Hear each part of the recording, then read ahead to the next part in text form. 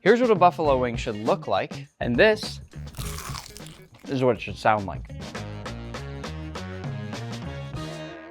We'll start by brining our chicken by combining some baking soda, potato starch, and salt into a nice big bowl. Now I'll give it a nice quick mini whisk to make sure everything's fully combined, then optionally toss some gloves on, and then add in your wings. I'm sure at some point in this video we're gonna debate whether wings are better than drums, and I know I might be in the minority here, but I've always liked the drums a lot better. I'll explain later. For now, go ahead and mix those wings up. Your goal is to mix them as fully as possible in this floury mixture. I even like to pick them up and almost press this into them just a little bit to make sure they're fully coated. What this step here is going to do is dry the wings out as much as possible to give you that paper thin like shatter when you go and bite into them. Once they're fully and evenly coated like this, go ahead and lay them down onto a wire rack lined baking sheet. You can lay them however you want here, as long as they're not touching each other, because the goal is to get full air circulation around these wings. Once they look something like this, go ahead and toss them in the fridge for between 6 and 24 hours to make sure the skin gets as dry as possible. While our wings are drying out in the fridge, we'll go ahead and make our dipping sauces. I couldn't decide between ranch or blue cheese since everybody seems to argue which one's better, so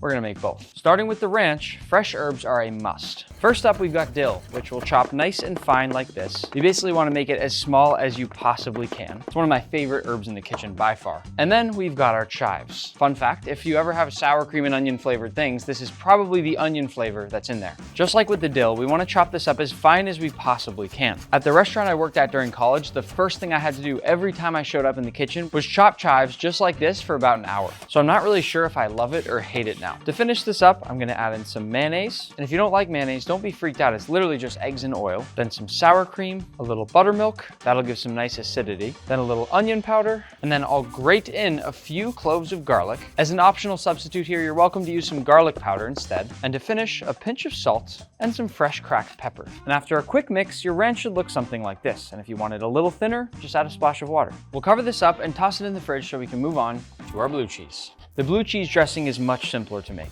You start with a bit of sour cream, then some mayonnaise. As you can see, the bases are very similar. Then our buttermilk, a few cloves of finely grated garlic, a little sprinkle of salt, and the most important part, our blue cheese. I will say though, there's an art to how you add in that blue cheese. You want it nice and crumbly and almost sort of mashed into that dressing. The goal here is a nice creamy sauce with pops of that blue cheese. We don't just want all the chunks sitting at the bottom. As you can see, I'm almost mashing and crumbling some of this between my fingers to make sure we get all sorts of different sizes and textures, but more importantly, so that it floats in that sauce. As I mix this up, I'm going to occasionally mash against the edge of my bowl to spread some of that blue cheese through the mixture here. That way, some of that cheese will become part of the sauce while other parts stay chunky for texture. Now, our sauces are done, so I'll cover this, toss it in the fridge, and we can cook. Once my sauces are in the fridge, I'm gonna go ahead and prep my frying oil. You'll wanna use a nice heavy bottomed pot for this, something safe and sturdy. Here, it's also gonna be really important to use an instant read thermometer to make sure we're constantly monitoring that oil temp. And now just let this heat up while you go and grab your wings. Our wings have been resting in the fridge and already, to the touch, are quite dry, which means we're hopefully gonna get that very crispy skin. To fry, we want our oil temp sitting somewhere between 300 and 320 degrees Fahrenheit. And once we get there, we're gonna go ahead and fry in batches. For now, I'll do just 6 of our wings at a time. A general rule of thumb when frying is to make sure there's visible space between every item in your pan that you're trying to fry. Too close together and they may not crisp up. We're cooking our wings in 2 different stages. We can call them the cooking stage and the crisping stage. The first stage here, the cooking stage, is gonna cook that meat all the way through without browning our chicken wings. That way, when we go to turn up the heat later, we can get a nice golden brown crust on the outside without worrying so much what's happening on the inside. For now, we're gonna cook these for about 6 minutes, and I like to move them around constantly as I cook so nothing sticks to the bottom of our pan. You should be constantly adjusting your heat the whole time here to make sure your temperature stays between that range of 300 and 320 Fahrenheit. By now, our wings should be just about cooked through, so I'll go ahead and lay them off to the side,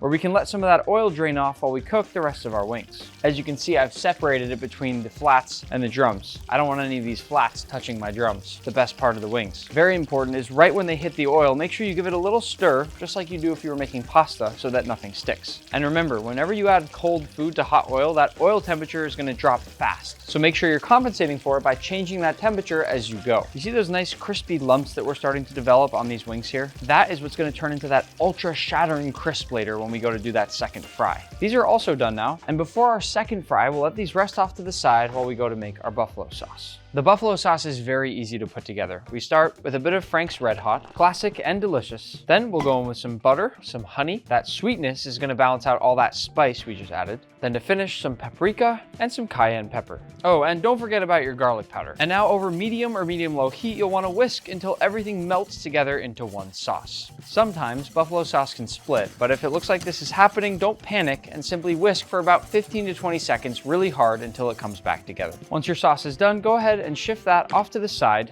And while we let that oil heat up for the second round of frying, I'll quickly show you how to make a buffalo dry rub, just in case you prefer a dry rub over a classic sauce. The dry rub is easy. All you do is combine some onion powder, garlic powder, a little brown sugar, some nutritional yeast, cayenne pepper, a bit of dry mustard, some buttermilk powder for that vinegar flavor and tanginess, and a nice sprinkle of paprika. And after a quick whisk to make sure everything's evenly combined, this will give you that same buffalo flavor using only dry ingredients. By now, our oil should be up at that higher temperature, somewhere between 375 and 400 degrees Fahrenheit, which means we're ready to get these nice and crispy. Don't worry too much about timing. Really, your focus is getting that beautiful golden brown crust on the outside of each wing. Because they're already cooked and we're really just going for that crispy golden brown color now, you can add in all the wings at once this time. And as long as you continue to move them around as they cook so they're not constantly touching, there shouldn't be any issues. Once your wings start to look beautiful, golden brown and crispy like this, you can start pulling them off the heat to rest. Just wait until you hear that first crunch sound, because I'm willing to bet these are going to be the crispiest wings you've ever seen. Here's the important test of whether your wings are crispy enough. That's an A+. To coat them in our sauce, I'll pour that buffalo sauce over the wings. If you went for the dry rub, you'll use that here instead. And then we toss.